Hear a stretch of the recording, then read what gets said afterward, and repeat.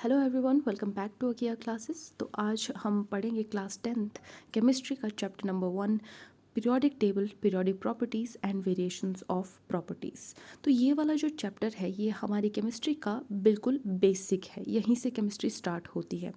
तो इस टॉपिक पर जाने से पहले मैं आपको कुछ बातें क्लियर कराना चाहती हूँ। हम बिल्कुल बेसिक से चलेंगे।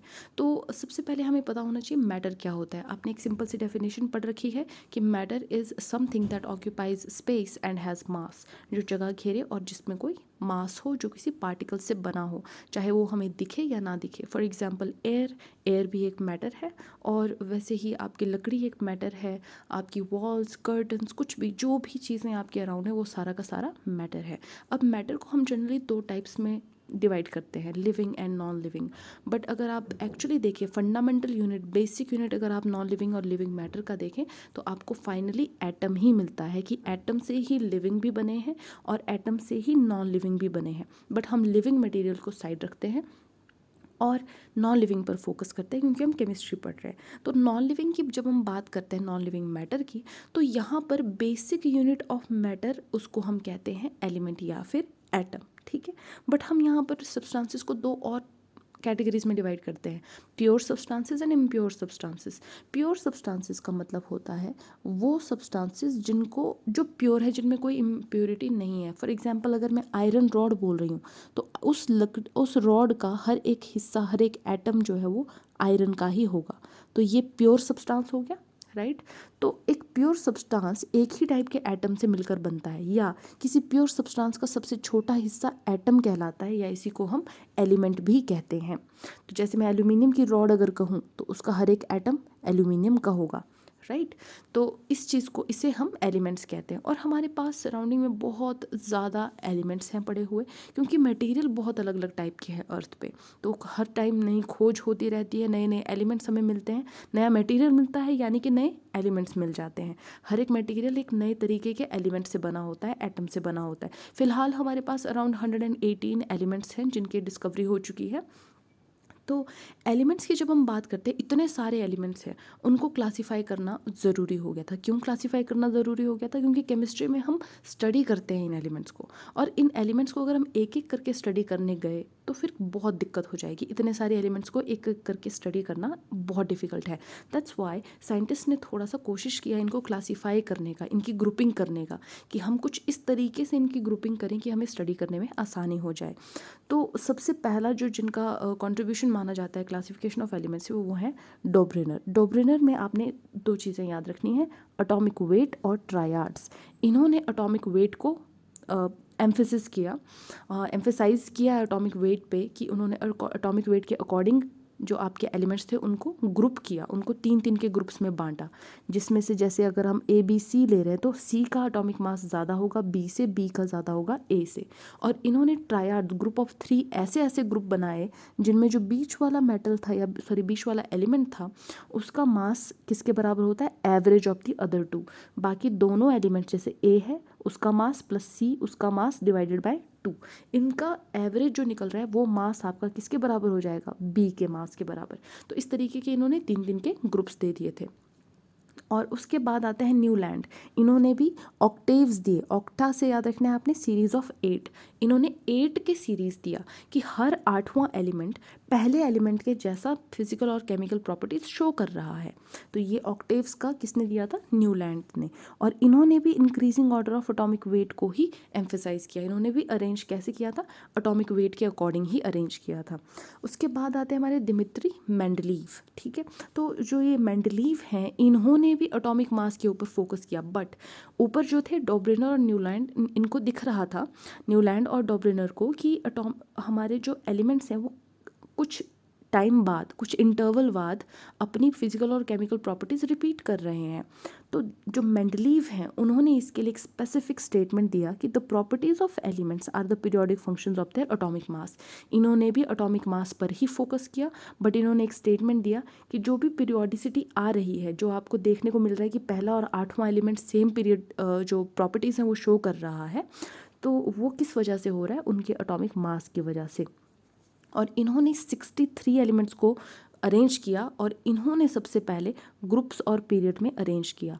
ग्रुप्स कौन? जो वर्टिकल कॉलम्स ऐसे ठीक है, देयर आर ग्रुप्स, और पीरियड्स यानी हॉरिजॉन्टल रोज। तो सबसे पहले ग्रुप्स और कॉलम्स में, सॉरी, ग्रुप्स और पीरियड्स में किसने अरेंज किया था हमारे एलिमेंट्स को, 63 एलिमेंट्स को?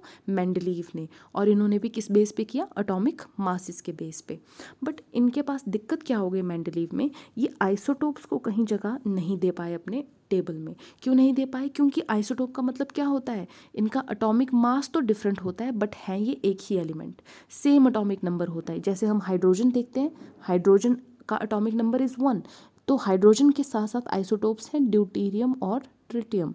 हाइड्रोजन को हम प्रोटियम भी कहते हैं ना। तो हाइड्रोजन के 3 आइसोटोप्स हैं, atomic number is 1 but atomic mass is different, protium, deuterium और ट्रिटियम। ठीक है, तो इन तीनों को अब अलग अलग जगह देनी पड़ेगी क्योंकि ये तो एटॉमिक मास के हिसाब से अरेंज कर रहे थे मेंडलीव। तो इस वजह से दिक्कत हो गई, एटॉमिक नंबर एक ही है बट एटॉमिक मासेस अलग हैं। तो एक ही एलिमेंट जो है वो 3 जगह पर नहीं रख सकते हैं हम, राइट। इसलिए ये भी डिस्कार्ड किया गया और हमें एक नए टेबल की ज़रूरत पड़ी। तो क्लासिफिकेशन ऑफ एलिमेंट्स में पहले 3 जो साइंटिस्ट आए हैं, डोब्रिनर, न्यूलैंड और मेंडलीव, इन्होंने एटॉमिक मासेस के अकॉर्डिंग ही अरेंज किया था।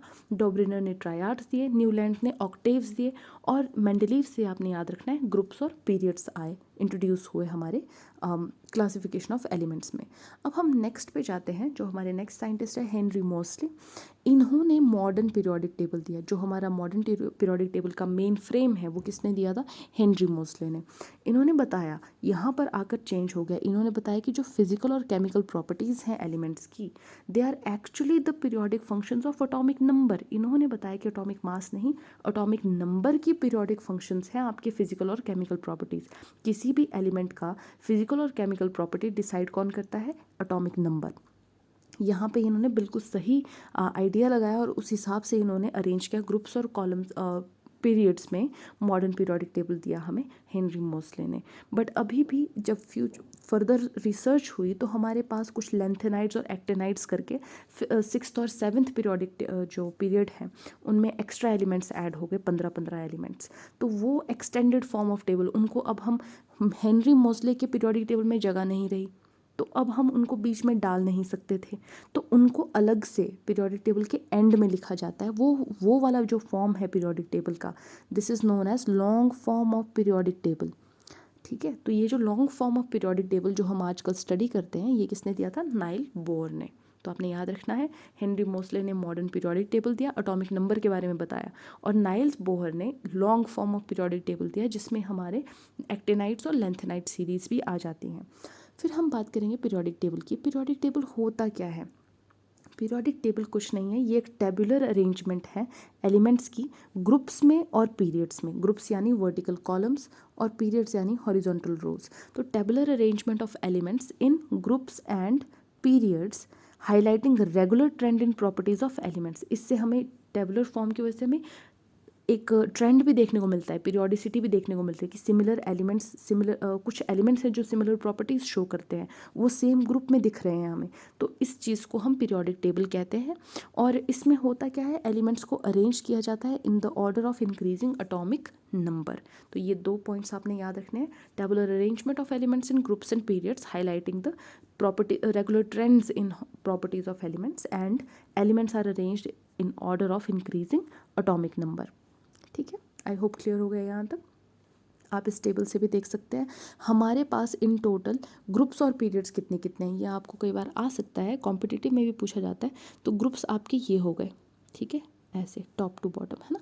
हमेशा लेफ्ट साइड से स्टार्ट करना है, फर्स्ट ग्रुप, सेकंड ग्रुप, फिर उसके बाद ये third, fourth, fifth, six, seventh, eighth, ninth, 10th, 11th, 12th group, 13th, 14th, 15th, 16th, 17th, 18th group. 18 groups है हमारे पास और 7 पीरियड्स हैं। देखो ये 3, 4, 5, 6, 7 पीरियड्स। और मैंने आपको बताया long form of periodic table हम पढ़ते हैं, तो हेनरी मोस्ले ने सिर्फ इतना ही बताया था।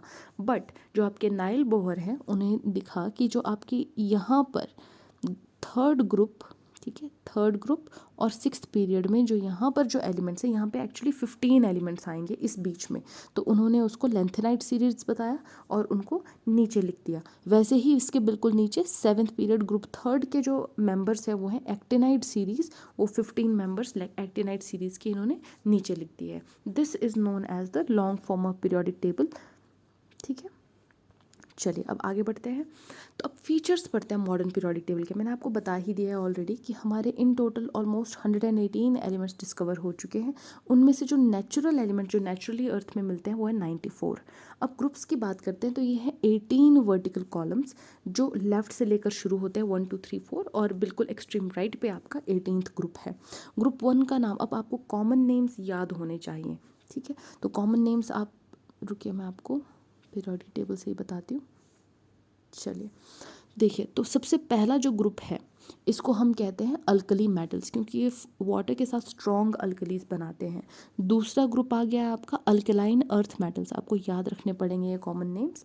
फिर इनको हम कहते हैं, ये जो यहाँ पे ग्रुप नंबर 3 से लेकर 12 तक है, इन्हें हम कहते हैं ट्रांजिशन मेटल्स, ठीक है। फिर हमारा आता है ग्रुप नंबर 13, उसका पहला मेंबर बोरोन है बी से, तो हम इसे कहते हैं boron family. Group number 14 carbon है फर्स्ट मेंबर, तो हम इसे कहते हैं कार्बन फैमिली। ग्रुप नंबर 15 का फर्स्ट मेंबर इज़ नाइट्रोजन, हम इसे कहते हैं नाइट्रोजन फैमिली। ग्रुप नंबर 16 का फर्स्ट मेंबर है ऑक्सीजन, इसे हम ऑक्सीजन फैमिली भी कहते हैं। और आपने एक और नाम याद रखना है, कैल्कोजेंस, इन्हें हम कैल्कोजेंस भी कहते हैं। मैंने आगे लिखा हुआ है, मैं आपको दिखा दूंगी नोट्स में। और ग्रुप नंबर 17, ये बहुत इंपॉर्टेंट ग्रुप है, इसको हम कहते हैं हैलोजन फैमिली, ये सॉल्ट बनाते हैं, ठीक है।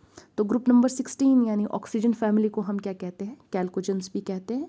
और उसके आगे जो फ्लोरीन है उसको हम क्या कहते हैं, हैलोजेंस भी कहते हैं, ये जैसे हमने यहाँ पर लिखा हुआ है, ठीक है। और कैल्कोजेंस का मतलब क्या होता है, और फॉर्म करने वाले, ठीक है। तो ऑक्सीजन फैमिली को कैल्कोजेंस कहा जाता है। हेलोजेंस कौन होते हैं, सॉल्ट फॉर्मिंग, जो आपके ग्रुप नंबर 17 है। और जो लास्ट ग्रुप है आपका ग्रुप नंबर 18, इसको हम क्या कहते हैं, नोबल गैसेस या इनर्ट गैसेस, ठीक है। बिल्कुल लास्ट में होते हैं ये सबसे स्टेबल हैं ये लोग, ये बिल्कुल चुप बैठते हैं, ये ज़्यादा रिएक्टिव नहीं है। क्लियर हो गया यहाँ तक। अब इसमें मैं आपको बताना चाहती हूँ जो ग्रुप हमने पढ़े अभी, ग्रुप नंबर 1 2 13 14, जैसे ये है 1 2 13 14 से लेकर 15 16 17, ये सारे के सारे मेन ग्रुप एलिमेंट्स है, ये हमारे रिप्रेजेंटेटिव एलिमेंट्स होते हैं। बाकी जो अंदर ट्रांजिशन एलिमेंट्स है वो हम अलग से पढ़ते हैं। और जो ये आपके नीचे दिए हुए हैं लेंथेनाइट्स एंड एक्टेनाइट सीरीज, इन्हें हम इनर ट्रांजिशन एलिमेंट्स कहते हैं, क्योंकि ट्रांजिशन एलिमेंट्स से निकले हुए हैं। क्लियर है यहाँ तक। अब यहाँ पर एक और चीज़ है, जो ग्रुप होता है उसको डिटर्मिन करने का एक तरीका होता है। अगर आपके पास कोई भी एटॉमिक नंबर है, मैं आपको सब कुछ सिंपल फॉर्म में बताऊंगी। आपके पास सोडियम है, सपोज कीजिए, सोडियम छोड़िए, हम कोई इजी सा ले लेते हैं, लेट्स से लिथियम। लिथियम के पास क्या है, उसका एटॉमिक नंबर कितना है, 3, है ना। लिथियम का एटॉमिक नंबर इज़ 3। अब हमें पता है कि एटॉमिक नंबर के अकॉर्डिंग अरेंज करते हैं, और एटॉमिक नंबर किसके बराबर होता है, नंबर ऑफ प्रोटॉन्स के बराबर। हम सब कुछ मैं फिर से आपको पढ़ाऊंगी, सब कुछ एंड में, ये मैंने लास्ट में फॉर्मूलेज लिखे हुए हैं। और atomic number number of electrons के बराबर भी हो जाता है, ठीक है। जब आपकी स्पीशीज़ न्यूट्रल है तो नॉर्मली जितना एटॉमिक नंबर है उतना ही नंबर ऑफ इलेक्ट्रॉन्स हो जाता है। तो इसके ऊपर कोई चार्ज नहीं दिख रहा है आपको, इसके जितने एटॉमिक नंबर है उतने ही प्रोटॉन है, तो उतने ही इलेक्ट्रॉन्स भी हैं, यानी कि 3 इलेक्ट्रॉन्स है। अब इन 3 इलेक्ट्रॉन्स को हम अरेंज करेंगे। कभी भी किसी भी एटम में इलेक्ट्रॉन्स अरेंज कैसे होते हैं, सेंटर में न्यूक्लियस होता है, आपने उसको एक बॉल की तरह इमेजिन कर लेना है, 3 डायमेंशनली, हर चीज़ को इमेजिन करना सीखिए। तो केमिस्ट्री में जब भी आप एटम इमेजिन करते हो, हम स्फीयर की तरह इमेजिन करते हैं कि सेंटर में एक न्यूक्लियस है, ठीक है, वो उसमें न्यूट्रॉन और प्रोटॉन भरे हुए हैं, ठीक है, न्यूट्रॉन है और प्रोटॉन है। अब तीसरा जो सब एटॉमिक पार्टिकल, वो क्या रह गया, इलेक्ट्रॉन, वो कहाँ घूमता है, न्यूक्लियस के अराउंड। तो न्यूक्लियस के अराउंड वो जिस पाथ में घूमता है उसको हम ऑर्बिट या फिर शेल कहते हैं, ठीक है। तो जो न्यूक्लियस के अराउंड पहला शेल होता है उसमें सिर्फ 2 इलेक्ट्रॉन्स घूम सकते हैं, यानी कि अगर इसके पास जितने भी इलेक्ट्रॉन हैं उनमें से 2 इलेक्ट्रॉन अंदर वाले शेल में घूमेंगे। फिर अगर इलेक्ट्रॉन्स बच गए, जैसे इसके पास 3 इलेक्ट्रॉन से 2 अंदर वाले शेल में घुसे, 1 इलेक्ट्रॉन और बचा है, तो वो वाला इलेक्ट्रॉन थोड़ा बाहर वाला रास्ता अपनाएगा, ये वाला शेल अपनाएगा, समझ के। 2 इलेक्ट्रॉन्स ने अंदर वाला रास्ता पकड़ा, उसके बाद जो इलेक्ट्रॉन बच गया एक, उसने बाहर वाला रास्ता अपनाया, यानी कि कैसे अरेंज हुए, 2 और 1 की फॉर्म में। तो जो 2 और 1 है ये कितने हो गए, आई मीन 2 और 1 मिलकर 3 इलेक्ट्रॉन्स हो गए। हमने इसी को हम इलेक्ट्रॉनिक कन्फिग्रेशन कहते हैं, ठीक है। अब जो लास्ट वाला ये 1 है, इससे हमें पता चलेगा नंबर ऑफ ग्रुप। तो एक इलेक्ट्रॉन है लास्ट सबसे बाहर वाले शेल में, यानी कि ये फर्स्ट ग्रुप का एलिमेंट है। अगर जैसे आप यहाँ कैल्शियम में देख सकते हो 2882, इसमें 2 है सबसे लास्ट वाले शेल में, इसका मतलब कि ये सेकंड ग्रुप का एलिमेंट है। और आप सोच रहे होंगे कि ये हमें पता कैसे चलेगा कि 28 लिखना है, अंदर भी 8 इलेक्ट्रॉन्स हो सकते हैं क्या, मैंने ये एक बाहर क्यों लिखा, अंदर क्यों नहीं 8 लिखा। तो एक्चुअली होता क्या है, जो भी न्यूक्लियस है उसके सबसे पहले सबसे नज़दीक सिर्फ 2 ही इलेक्ट्रॉन घूम सकते हैं पहले वाले शेल में, उसके बाद वाले शेल में 8 इलेक्ट्रॉन्स घूम सकते हैं, उसके बाद वाले शेल में 8 इलेक्ट्रॉन्स घूम सकते हैं, फिर 8 इलेक्ट्रॉन्स घूम सकते हैं। इस तरीके से ये अलाउड इलेक्ट्रॉन्स होते हैं कि भाई न्यूक्लियस के सबसे नज़दीक 2 ही इलेक्ट्रॉन रह सकते हैं, उससे बाहर वाले जो रास्ता है उस पर 8 इलेक्ट्रॉन चल सकते हैं, उसके बाहर वाले रास्ते पे 8 इलेक्ट्रॉन चल सकते हैं। तो ऐसे करके करते करते फिलिंग होती है, पहले इलेक्ट्रॉन जितने हैं उनमें से 2 यहाँ आ जाएंगे, फिर 8 इस वाली जगह पे आ जाएंगे, अगर और बच के वो बाहर वाला रास्ता अपनाएंगे, अगर और भी बच के वो सबसे बाहर वाला रास्ता अपनाएंगे। तो इस तरीके से हम इलेक्ट्रॉनिक कन्फिग्रेशन को 288 करके लिखते हैं। ठीक है, आई होप यहाँ तक क्लियर हो गया आप सभी को। अब हम आगे बढ़ेंगे। तो आगे जब हम देखते हैं, हमने ग्रुप्स के बारे में पढ़ लिया, अब हमें ग्रुप्स को याद रखना है, ये बहुत इंपॉर्टेंट चीज़ है। एक्रोनिम्स, आपके ग्रुप्स के जो मेंबर्स हैं उनको याद कैसे रखना है, मैंने हर एक जो एक्रोनिम है वो आपको साफ साफ लिख कर बता दिया है। फॉर एग्जांपल पहला ग्रुप जो है, पहले ग्रुप को हम क्या बोलते हैं, अल्कली मेटल्स। ठीक है, तो अल्कली मेटल्स को आपने कैसे याद रखना है, सबसे पहले हाइड्रोजन तो आपको बाय डिफ़ॉल्ट याद ही रखना पड़ेगा, सबसे पहला मेंबर है ये। पीरियोडिक टेबल आपके दिमाग में छप जाना चाहिए, हमेशा अपने सामने पीरियोडिक टेबल रखें जब भी आप याद करने लगते हो। तो ग्रुप नंबर 1 के लिए एक्रोनिम क्या है, लीना की रूबीना से फ्रेंडशिप। लीना में Li से आपका लिथियम, Na से आ गया सोडियम, के से आ गया पोटाशियम, रूबीना से रूबीडियम यानी Rb, से सीजियम यानी Cs, और फ्रेंडशिप से फ्रेंशियम यानी Fr। तो हाइड्रोजन पहले लिख लिया, फिर लीना की रूबीना से friendship, lithium, sodium, potassium, rubidium, caesium and francium. बहुत ईजी है, बिल्कुल सिंपल है। ग्रुप नंबर 2 देखेंगे, बेटा मांगे कार स्कूटर बाप राजी। अब यहाँ पे आपने ध्यान देना है, फर्स्ट पीरियड से स्टार्ट नहीं होता है group number 2, group number 2 lithium के साथ से स्टार्ट हो जाता है। तो बेटा मांगे कार स्कूटर बाप राजी, बेटा से आएगा बेरिलियम दैट इज़ Be, मांगे से आएगा magnesium that is Mg, car से आएगा कैल्शियम Ca, स्कूटर से आएगा स्ट्रोंशियम Sr, बाप से आएगा बेरियम Ba, राजी से आएगा रेडियम दैट इज़ Ra। तो इस तरीके से हम याद रखते हैं सिंपली हमारे ग्रुप्स को। तो आप देख सकते हो बिल्कुल सेम वही है। अब मैं आपको सारे एक्रोनिम्स यहीं बता दूंगी, बाकी मैं आपको स्लाइड्स दिखा दूंगी, आप स्क्रीनशॉट्स ले सकते हैं। तो ये हमारा हाइड्रोजन बाय डिफ़ॉल्ट हमने सबसे पहले लिख लिया, पहले पीरियड का पहला मेंबर है। ठीक है, हाइड्रोजन, फिर यहाँ पे हीलियम, उसके बाद देखो हाइड्रोजन के नीचे स्टार्ट हो जाता है लीना की रूबीना से फ्रेंडशिप, बेटा मांगे कार स्कूटर बाप राजी। हमने ये पढ़ लिया है अभी तक, राइट। अब हम आगे 13th पे जंप करते हैं डायरेक्ट, क्योंकि 13th इम्पॉर्टेंट है। ट्रांजिशन एलिमेंट्स से ज़्यादा हम केमिस्ट्री अभी इस लेवल पे, इस स्टेज पे आपको ग्रुप नंबर 13 से लेकर 18 तक स्टार्ट कर देते हैं। तो अभी उसके बाद क्या आएगा, बोरोन फैमिली। बोरोन फैमिली का क्या है, बैंगन आलू गाजर इन थाली। बी से बोरोन, आलू से एल्यूमिनियम, गाजर से गैलियम इंडियम, और थाली से थैलियम। आपने बस ये याद रखना है, थाली में सब्जी बनाने के लिए सब्जी काट रहे हो, बैंगन आलू गाजर इन थाली। ठीक है, फिर ग्रुप नंबर 14 केसी जन पंजाब। के को आपने लेटर सी से याद रखना है, तो वो आ जाएगा कार्बन, सी से सिलिकॉन आ जाएगा। जन में GeSN 2 टाइम मैंने GeSN लिखा है ताकि आपको याद रहे, Ge से जर्मेनियम, SN से टिन, और पंजाब से क्या हो गया, लेड दैट इज़ Pb। ठीक है, आप देख सकते हो जैसे इसमें देखिए, बैंगन आलू गाजर इन थाली।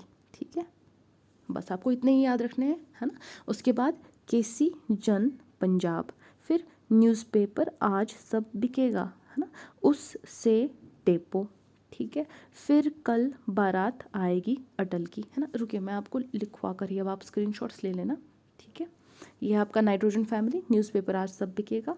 कैल्कोजन जो ऑक्सीजन फैमिली है, उससे टेपो, ऐसे याद रखना है, ओ से ऑक्सीजन, एस से सल्फर। ठीक है, फिर आता है आपका नेक्स्ट, हमारा जो लास्ट है ग्रुप नंबर 17 और 18, फिर कल बारात आएगी अटल की, है ना। तो ये F से फ्लोरीन, Cl से क्लोरीन, B बारात से ब्रोमीन, इस तरीके से। और नोबल गैसेस के लिए हेमा, नीलम और करिश्मा के 0 रन्स, है ना। तो उससे आपको क्या याद रखना है, हेमा, नीलम और करिश्मा के 0 रन्स।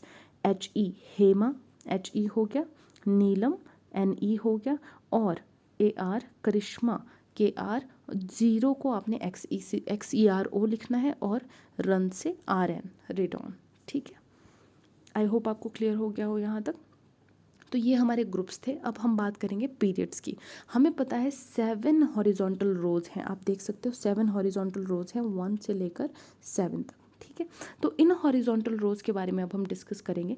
तो हम excuse me, number of shells किसी भी एटम में कितने हैं उससे हमें पता चलता है पीरियड्स के बारे में। अभी हमने पीछे डिस्कस किया था, लिथियम है, उसमें इलेक्ट्रॉनिक कन्फिग्रेशन क्या है, एटॉमिक नंबर 3 है, तो 2 और 1, ठीक है। अंदर वाले में हमेशा 2 इलेक्ट्रॉन्स आएंगे सिर्फ, है ना। तो 2 और 1 से हमें पता चला ये ग्रुप नंबर 1 का मेंबर है।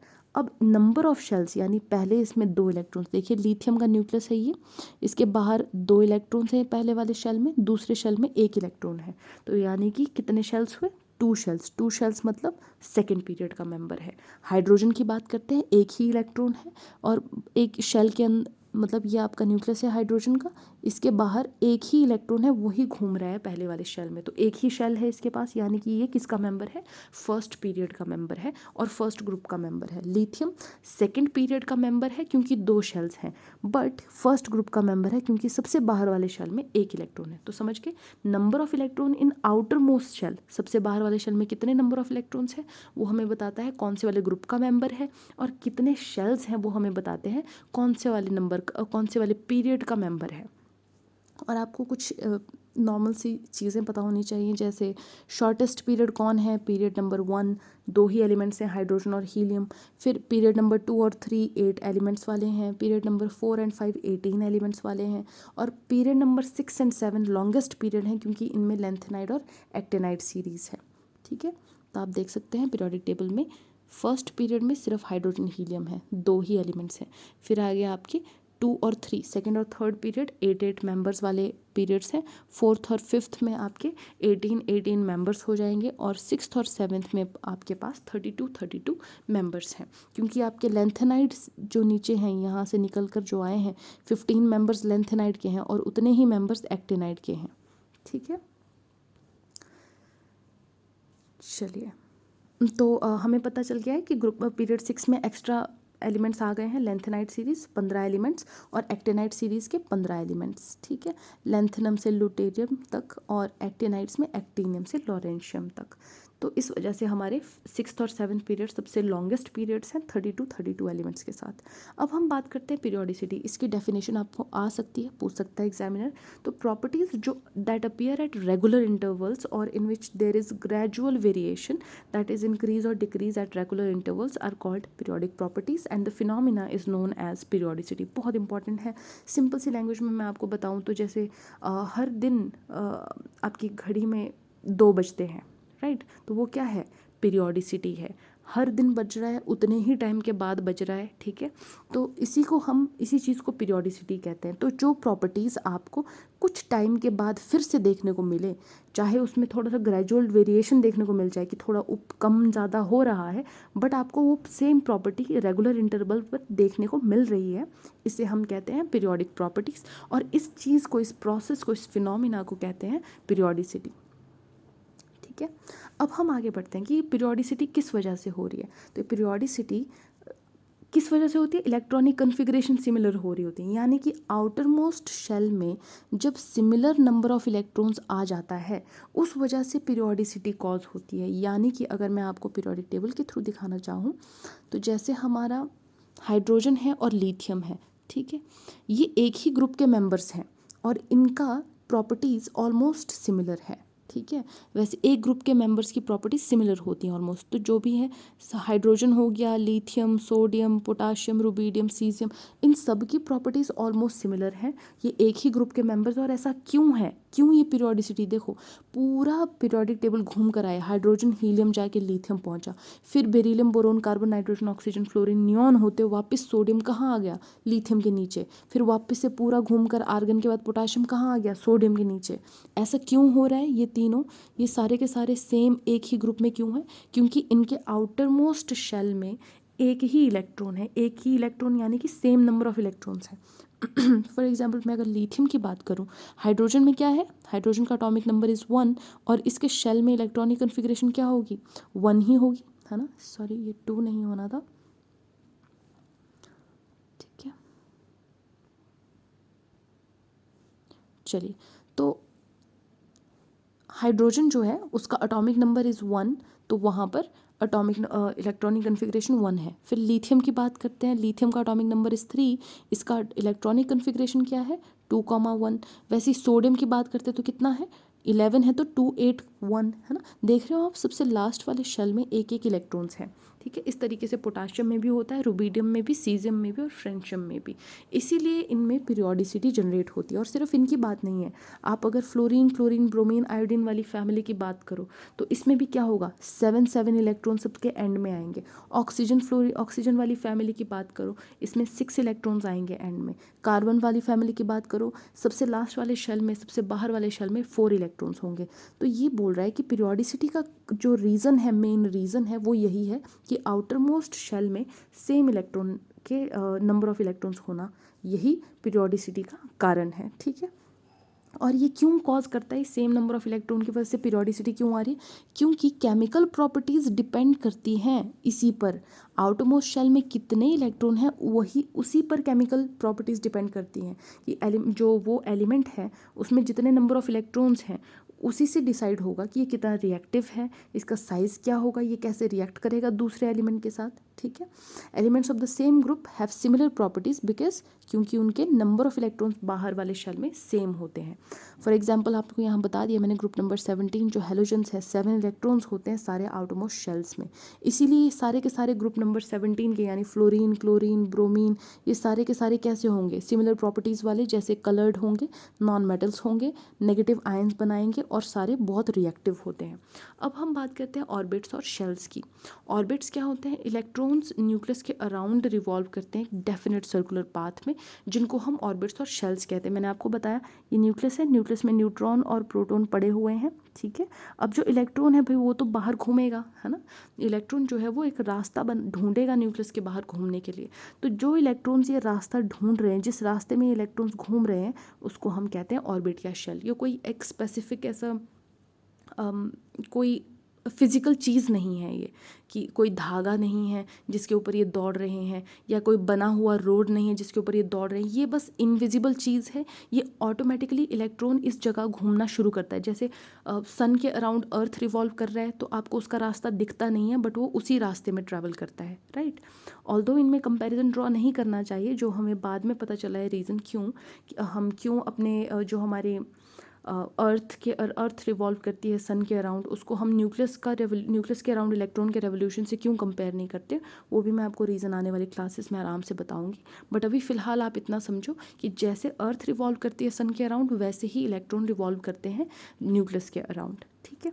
तो इन्हीं और जो ये पाथ जो फॉलो करते हैं उसे हम कहते हैं ऑर्बिट्स और शेल्स। अब सबसे पहली बात, अब ऑर्बिट्स और शेल्स की बात की तो सबसे पहले आता है नंबर ऑफ शेल्स।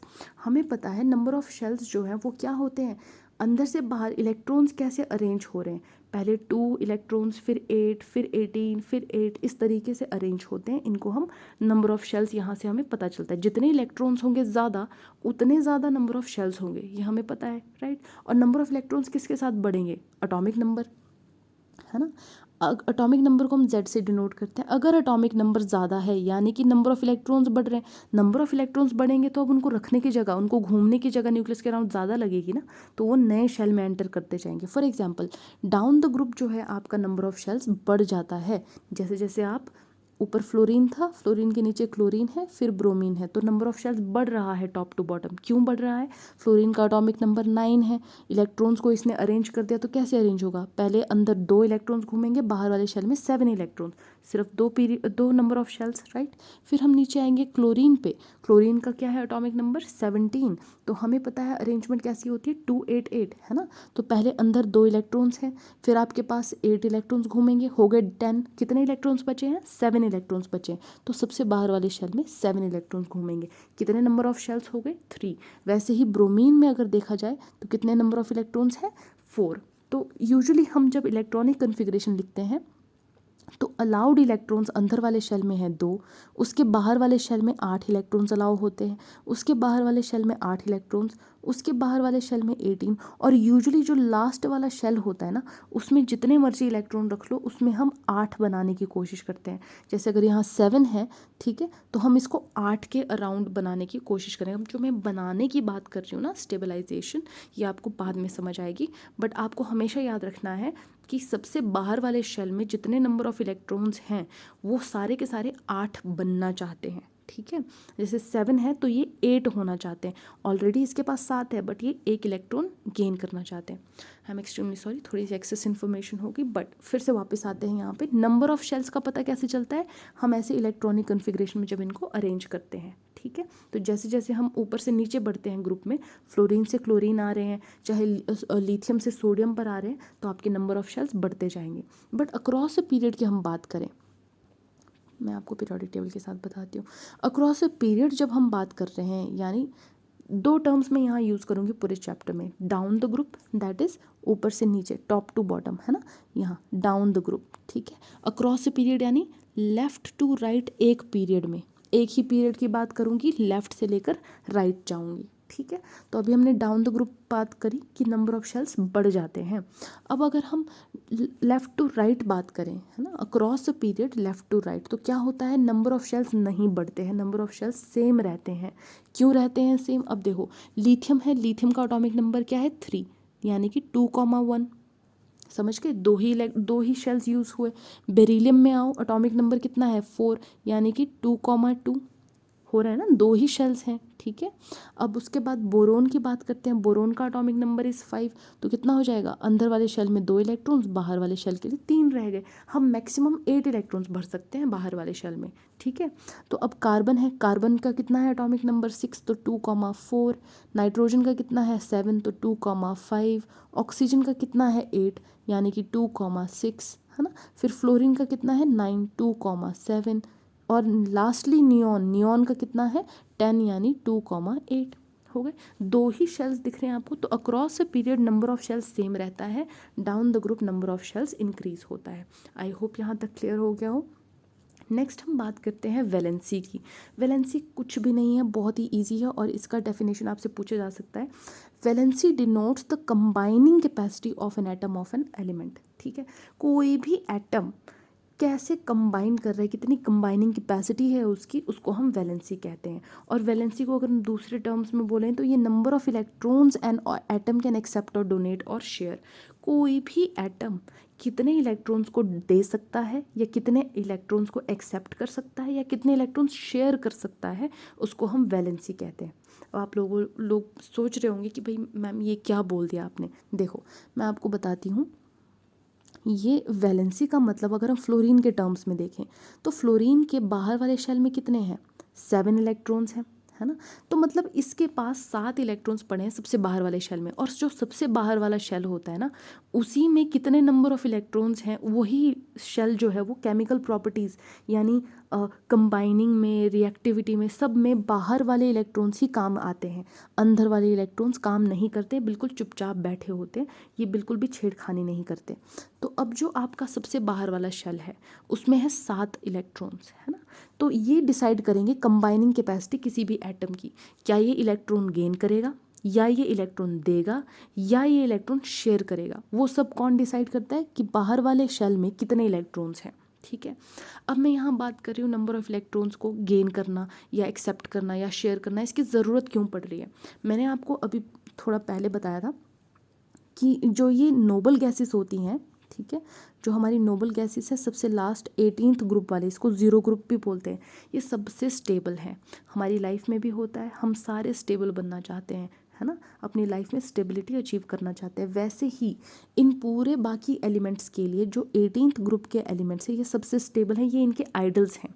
ये सारे के सारे अपने आइडल्स के बराबर बनना चाहते हैं, हाइड्रोजन हीलियम जैसा बनना चाहते हैं जो इनके नज़दीक है ना। अब ऐसा नहीं हो सकता ना कि कोई, अगर आप बहुत ही मतलब हाइड्रोजन एक एटॉमिक नंबर वाला है और वो बोले कि नहीं मुझे तो भाई जिनॉन और रेडॉन के बराबर बनना है, ये तो इम्पॉसिबल है, राइट। कितना डिफरेंस है उनके बीच में, इसका एटॉमिक नंबर 86 है, उसका 1 है। ये अपने सबसे नज़दीकी नोबल गैस के बराबर, इसका सबसे नज़दीकी, इसका पड़ोसी जो स्टेबल हुआ है अभी अभी वो है हीलियम, तो ये अपने पड़ोसी के बराबर स्टेबल होना चाहेगा। हम करते हैं ना ऐसे देख रेख की, जो हमारे नेबर में है उनके हिसाब से हम स्टेबल होना चाहते हैं कि भाई नियॉन अगर 10 बन चुका है तो इसके अराउंड जितने भी हैं जो इसके नज़दीक होंगे वो बनना चाहेंगे नियॉन के जैसे। आर्गन जो 18 एटॉमिक नंबर वाला है इसके इर्द गिर्द वाले लोग इसके बराबर बनना चाहेंगे। तो नियॉन के बराबर जो नज़दीक हैं इसके वो है नाइट्रोजन, ऑक्सीजन, फ्लोरीन, देख सकते हो 7, 8, 9, 10 के बराबर है। और आगे भी जो 11 है, 12 है, ये सब भी क्या है, नियॉन के बराबर ही हैं, है ना। तो ये सारे के सारे स्टेबल होना चाहते हैं। ये स्टेबल कैसे होंगे, अपनी इलेक्ट्रॉनिक कन्फिगरेशन ये ज़ीरो ग्रुप के बराबर करना चाहते हैं, जिनॉन के बराबर करना चाहते, आई मीन नोबल गैसेस के बराबर करना चाहते हैं, ठीक है। तो सबसे स्टेबल कन्फिगरेशन किसकी होती है, नोबल गैसेस की, यानी कि सबसे स्टेबल नोबल गैसेस है और इनकी इलेक्ट्रॉनिक कन्फिगरेशन सबसे स्टेबल मानी जाती है।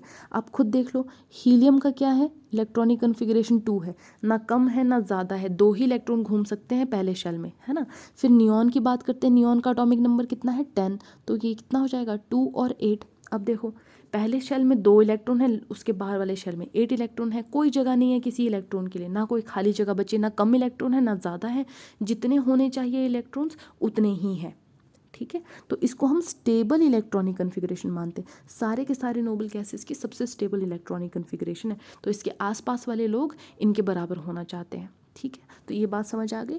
अब हम बात कर रहे थे शेयरिंग की, एक्सेप्टिंग की और डोनेटिंग की। हम कैसे पता लगाएंगे कि कौन सा एटम शेयर करेगा इलेक्ट्रॉन या गेन करेगा या फिर एक्सेप्ट करेगा या देगा इलेक्ट्रॉन, है ना। तो ये हमें पता चलता है इनके एटॉमिक नंबर से, और ये किसके पास है उससे पता चलेगा, ठीक है। तो यहाँ पर देखिए हाइड्रोजन, है ना, हाइड्रोजन किसके नज़दीक है, एटॉमिक नंबर से देखना है आपने, एटॉमिक नंबर 1 है और हीलियम का 2 है, तो सबसे नज़दीक, इसका सबसे नज़दीकी स्टेबल इलेक्ट्रॉनिक कन्फिग्रेशन नोबल कौन सी है, कौन सी नोबल गैस इसके सबसे नज़दीकी स्टेबल है, वो है हीलियम, है ना। सॉरी मैं रिफ्रेज करती हूँ अपने सेंटेंस को, सबसे नज़दीकी स्टेबल नोबल गैस हाइड्रोजन के कौन है, हीलियम है, तो ये हीलियम की तरह बनना चाहेगा। इसके पास अभी कितना है, एटॉमिक नंबर 1 है, यानी कि इसके पास इलेक्ट्रॉन कितने हैं, 1 है, तो ये कितना बनना चाहेगा, 2 बनाना चाहेगा ना अपने एटॉमिक नंबर को, यानी कि ये इलेक्ट्रॉन कितने बनाना चाहेगा, अपने पास 2 इलेक्ट्रॉन रखना चाहेगा, ठीक है। हालांकि हाइड्रोजन जो है वो थोड़ा सा अनोमलस बिहेवियर प्रिडिक्ट शो करता है, इलेक्ट्रॉन लूज कर लेता है इजीली और प्रोटॉन बन जाता है। तो बट अभी फ़िलहाल ये ट्रेंड समझाने के लिए मैं आपको बता रही हूँ कि हमें पता कैसे चलेगा कि एक्सेप्ट करेगा या डोनेट, है ना। तो हाइड्रोजन के सबसे नज़दीक नोबल गैस हीलियम है, तो हीलियम के पास 2 इलेक्ट्रॉन है क्योंकि इसका एटॉमिक नंबर 2 है ना। अब मैं सिर्फ डायरेक्ट नंबर के इलेक्ट्रॉनिक नंबर के बारे में बात करूँगी, ठीक है। तो इसके पास 2 इलेक्ट्रॉन्स हैं, हाइड्रोजन के पास 1 इलेक्ट्रॉन है, ये क्या करेगा, 1 इलेक्ट्रॉन गेन करेगा और हीलियम के बराबर बन जाएगा, समझ गए, है ना। तो यहाँ से पता चला हाइड्रोजन एक्सेप्ट कर रहा है। अब लिथियम की बात करते हैं, लिथियम का एटॉमिक नंबर इज़ 3, है ना। अब ये 3 किसके नज़दीक है, हमारी नोबल गैसेस का एटॉमिक नंबर देखो, 3 क्या 2 के ज़्यादा नज़दीक है, हीलियम के नज़दीक है या नियॉन के नज़दीक है, नियॉन तो 10 है तो लिथियम 3 है, इनके बीच में 7 इलेक्ट्रॉन्स का गैप है, समझ रहे हो ना। Atomic number is equal to number of electrons, ठीक है, जो Z है atomic number is equal to number of electrons, इसलिए मैं डायरेक्ट एटॉमिक नंबर की जगह नंबर ऑफ इलेक्ट्रॉन बोल रही हूँ। तो नियॉन के पास 10 इलेक्ट्रॉन है, लिथियम के पास 3 है, तो 3 से 10 बनना मुश्किल है ना, बट 3 से 2 बनना ईजी है, राइट। तो ये क्या करेगा कि भाई मुझे स्टेबल होना है, मेरे पास शायद एक्स्ट्रा इलेक्ट्रॉन है, तो ये क्या करेगा, 1 इलेक्ट्रॉन दे देगा 3 में से, और ये क्या बन जाएगा, हीलियम के बराबर बन जाएगा, 2 इलेक्ट्रॉन वाला, समझ गए। वैसे ही बेरिलियम देखो, बेरिलियम का एटॉमिक नंबर इज़ 4, यानी नंबर ऑफ इलेक्ट्रॉन्स कितने हो गए इसके पास, 4। तो 4 जो है इसके पीछे वाला हीलियम के नज़दीक है या नियॉन के? नियॉन के पास 10 इलेक्ट्रॉन है, हीलियम के पास 2, तो 4 जो है वो 10 के नज़दीक है या 2 के? 2 के ज़्यादा नज़दीक है। तो ये क्या करेगा, 2 इलेक्ट्रॉन्स को दे देगा और किसके बराबर बन जाएगा, हीलियम के बराबर। इस तरीके से हमें पता चलता है कौन एक्सेप्ट करेगा, कौन डोनेट करेगा। तो आपने देखा लिथियम और बेरिलियम दे देंगे अपने इलेक्ट्रॉन्स, है ना। सिमिलर वे में सोडियम और मैग्नीशियम, देखो सोडियम जो है वो 11 एटॉमिक नंबर के साथ है, तो इसके नज़दीकी नोबल गैस कौन सी है, नियॉन 10 एटॉमिक नंबर वाली, है ना। तो ये 11 इलेक्ट्रॉन की जगह एक इलेक्ट्रॉन लूज़ कर लेगा और 10 इलेक्ट्रॉन वाला नियॉन के जैसा बन जाएगा, ठीक है। तो हम जब सोडियम लिखेंगे ना, तो सोडियम का इलेक्ट्रॉनिक कन्फिग्रेशन हम कैसे लिखते हैं, 281, ये इसकी सच्चाई है ना। बट ये स्टेबल होना चाहता है, ये अपनी सच्चाई को एक्सेप्ट नहीं कर रहा, ये बनना चाहता है नियॉन के जैसा। इसने एक इलेक्ट्रॉन रिमूव कर दिया, ठीक है, एक इलेक्ट्रॉन चला गया, इसके ऊपर चार्ज आएगा। मैं आपको बताऊंगी डिटेल में नेक्स्ट क्लास में कि चार्ज कैसे आता है। तो एक इलेक्ट्रॉन दे दिया, एक पॉजिटिव चार्ज आ गया, अब इसकी इलेक्ट्रॉनिक कन्फिग्रेशन क्या बन गई, 2,8 बन गई, ये नियॉन के बराबर, है ना। नियॉन की भी यही होती है 10 इलेक्ट्रॉन्स वाली, 2,8, राइट। इस तरीके से ये सब होता है। अब मैग्नीशियम देखो, मैग्नीशियम की जब हम बात करते हैं तो हमें पता है मैग्नीशियम का एटॉमिक नंबर इज़ 12, है ना। तो 12 को हम कैसे लिखेंगे, 2,8,2। ये आपका नॉर्मल मैग्नीशियम पड़ा हुआ है चुपचाप, शांत, स्टेबल नहीं है, शांत स्टेट में, न्यूट्रल स्टेट में है, 2,8,2। अब इसके सबसे नज़दीक कौन है, 12 के नज़दीक भी 10 ही है ना, 18 तो बहुत दूर है, राइट। इसलिए ये क्या करेगा, 2 इलेक्ट्रॉन्स अपने सबसे बाहर वाले शेल को, देखो सबसे बाहर वाला शेल ही काम कर रहा है, इलेक्ट्रॉन देना है, एक्सेप्ट करना है, शेयर करना है, ये सब काम कौन कर रहा है, सबसे बाहर वाला शेल। 2 इलेक्ट्रॉन लूज़ कर लिया, तो अब क्या बन जाएगा, ये मैग्नीशियम ने 2 इलेक्ट्रॉन लूज़ कर लिए, तो ये 2 पॉजिटिव चार्ज बन जाएगा। और यहाँ पे इसकी इलेक्ट्रॉनिक कन्फिग्रेशन क्या बच जाएगी हमारे पास, 2,8, जो किसके बराबर है, नियॉन के बराबर है। समझ के, आई होप यहाँ से क्लियर हो गया। तो आपको पता चल गया सोडियम और मैग्नीशियम भी क्या कर रहे हैं, इलेक्ट्रॉन्स को लूज़ करेंगे। अब हम कुछ एग्जांपल करते हैं जहाँ पे इलेक्ट्रॉन को गेन किया जाएगा। तो एग्जांपल ले लेते हैं फ्लोरीन का। फ्लोरीन का एटॉमिक नंबर 9 है, यानी नंबर ऑफ इलेक्ट्रॉन इज 9। इसके नज़दीक कौन है इनर्ट गैस, सबसे ज़्यादा नज़दीक, बिल्कुल सामने वाली 10, है ना। 2 से तो ये बहुत दूर है, 10 के बिल्कुल नज़दीक है, इसको बस एक इलेक्ट्रॉन गेन करना है और ये नियॉन बन जाएगा। अब क्लोरीन की बात ले लो, क्लोरीन भी बस एक इलेक्ट्रॉन गेन करेगा और आर्गन के बराबर बन जाएगा, है ना। ऑक्सीजन देखो, ऑक्सीजन को अब खुद सोचो, ऑक्सीजन के पास 8 इलेक्ट्रॉन है ना। ये इसके नज़दीक 2 नोबल गैसेस हैं, 2 और 10। अगर इसको 2 इलेक्ट्रॉन्स बनाने हैं, हीलियम के बराबर बनना है, तो 6 इलेक्ट्रॉन इसको छोड़ने पड़ेंगे। तो 6 इलेक्ट्रॉन गिव अप करना बहुत मुश्किल काम है। उससे अच्छा तो ये क्या करे, ये 2 इलेक्ट्रॉन्स गेन कर ले जल्दी से और नियॉन बन जाए। इसलिए ऑक्सीजन गेन करना पसंद करेगा इलेक्ट्रॉन, क्योंकि इसको 6 इलेक्ट्रॉन देने में मुश्किल होगी, है ना, ज़्यादा गिव अप करना पड़ेगा। तो इस तरीके से डिसाइड होता है कौन इलेक्ट्रॉन गेन करेगा और कौन इलेक्ट्रॉन एक्सेप्ट करेगा, ठीक है। बट अब एक सिचुएशन आती है, हम नाइट्रोजन के पास जाते हैं। नाइट्रोजन क्या है, 7 10 से कितना दूर है, बस 3 इलेक्ट्रॉन गेन करने हैं और ये नियॉन के बराबर बन जाएगा। बट अगर हीलियम बनना है तो इसको 5 इलेक्ट्रॉन लूज़ करने पड़ेंगे। तो ये क्या अपना सबसे ईजी वाला पाथ चूज़ करेगा ना, ये स्टेबल होने का, ये 3 इलेक्ट्रॉन गेन कर लेगा, ठीक है। अब कार्बन, अभी तक हमने क्या पढ़ा, एक्सेप्टेंस और डोनेशन, है ना। ये नाइट्रोजन, ऑक्सीजन, फ्लोरीन, ये वाली साइड आपने नोटिस की होगी, इस वाली साइड जो होती है वो यूजुअली जो नोबल गैसेस के बिल्कुल नज़दीक हैं, ये कोशिश करते हैं कि हम गेन करें, इलेक्ट्रॉन एक्स्ट्रा गेन करें और हम फटाक से इनर्ट गैस के बराबर बन जाएं। और जो थोड़े हमारे दूर हैं यहाँ लेफ़्ट साइड पर, ये कोशिश करते हैं कि भाई हम ठीक है आगे तो बढ़ नहीं पा रहे हैं, ऐसा करते हैं एक्स्ट्रा इलेक्ट्रॉन्स को गिव अप कर देते हैं और अपनी पीछे वाली नोबल गैस के बराबर बन जाते हैं, है ना। तो ये यहाँ वाले ये यूजुअली इलेक्ट्रॉन लूज़ करते हैं और जो यहाँ वाले हैं ये यूजुअली इलेक्ट्रॉन को गेन करते हैं। बहुत इंपॉर्टेंट है ये, हमारी पीरियोडिसिटी में काम आएगा, ठीक है। अब हम कार्बन की बात कर रहे थे, है ना। तो कार्बन का एटॉमिक नंबर हमें पता है कितना है, 6। देखो क्या बन जाती है इलेक्ट्रॉनिक कन्फिग्रेशन, 2,4।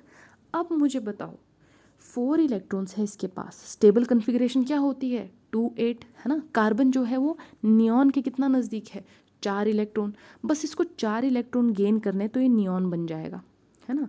बट आप हीलियम से भी इसकी दूरी मापो ज़रा, हीलियम 2 है, कार्बन 6 है, हीलियम से भी ये 4 इलेक्ट्रॉन दूर है। अगर ये कार्बन 4 इलेक्ट्रॉन गिव अप कर दे तो ये हीलियम बन जाए, है ना। तो यहाँ पर इसके पास इक्वल अपॉर्चुनिटीज़ हैं, या तो ये 4 इलेक्ट्रॉन गेन लूज़ करके हीलियम बन सकता है या 4 इलेक्ट्रॉन गेन करके नियॉन बन सकता है। बट इन दोनों में एनर्जी बहुत यूज़ होगी, है ना, बहुत ज़्यादा एनर्जी यूज़ होगी 4 इलेक्ट्रॉन निकालने में और 4 इलेक्ट्रॉन गेन करने में, ठीक है। तो इसलिए ये क्या करेगा, ये वाली फैमिली ज़्यादातर, कार्बन वाली फैमिली क्या करती है, शेयरिंग ऑफ इलेक्ट्रॉन्स, ठीक है। शेयरिंग ऑफ इलेक्ट्रॉन्स कैसे, कार्बन यहाँ है, इसके पास 4 इलेक्ट्रॉन्स पड़े हुए हैं सबसे बाहर वाले शेल में। सपोज करो हाइड्रोजन आ गया अपना इलेक्ट्रॉन लेकर, कार्बन बोलता है ठीक है भाई, तेरा इलेक्ट्रॉन मेरा कहलाएगा, जो तेरा है वो मेरा है, जो मेरा है वो तेरा है, समझ गए, है ना। तो हाइड्रोजन का जो इलेक्ट्रॉन है वो कार्बन का कहलाएगा, कार्बन का इलेक्ट्रॉन हाइड्रोजन का कहलाएगा। तो हाइड्रोजन के हो गए 2 इलेक्ट्रॉन, कंप्लीट हो गया, इसका शेल बन गया हीलियम, स्टेबल हो गया, खुश हो गया, है ना।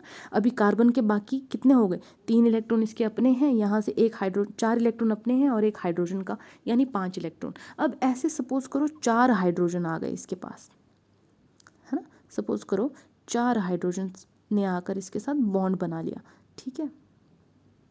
तो अब क्या हो जाएगा, 2 इलेक्ट्रॉन यहाँ, 2 इलेक्ट्रॉन्स यहाँ, 2 यहाँ, 2 यहाँ, बन गए 8। कार्बन भी खुश और चारों के चारों हाइड्रोजन्स भी 2 2 इलेक्ट्रॉन के साथ खुश हो गए।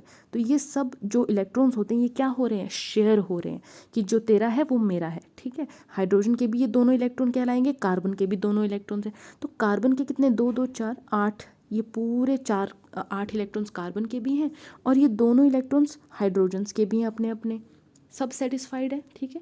इसको हम कहते हैं शेयरिंग। जहाँ पर गेन और एक्सेप्टेंस दोनों बराबर की एनर्जी मांग रहे हैं, वहाँ पर आपका जो एलिमेंट है वो शेयरिंग करेगा। और यूजुअली ये वाली family, carbon family, sharing of electrons में विश्वास रखती है, ठीक है। तो ये आपको मैंने बिल्कुल बेसिक से समझा दिया। अभी हम इसके आगे बहुत सारी चीज़ें हैं जो हमें क्लियर करनी है, बट ये बेसिक अगर आपने क्लियर कर लिया, फंडामेंटल्स अगर आपको क्लियर हैं, तो आपको आगे पढ़ने में बहुत आसानी होगी। तो ये वीडियो, ताकि इससे ज़्यादा लंबी ना बने, तो मैं यहीं पे एंड करती हूँ। Next time will meet again with another topics जो इसके आगे हैं हमारे पास बचे हुए। Thank you so much for watching and I will see you in the next class.